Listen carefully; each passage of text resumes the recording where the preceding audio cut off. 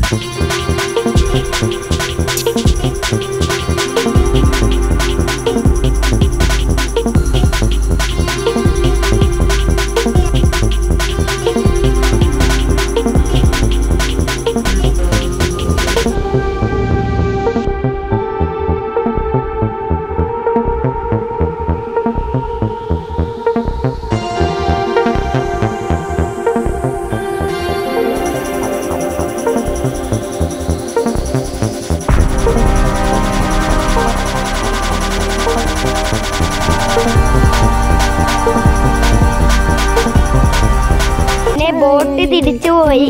ഈ വീഡിയോ ഇഷ്ടപ്പെട്ടെന്ന് വിചാരിക്കുന്നു. ഒരു അടിപൊളി വെറൈറ്റി വീഡിയോ ആയി കാണുന്നത് വരെ ബൈ ബൈ.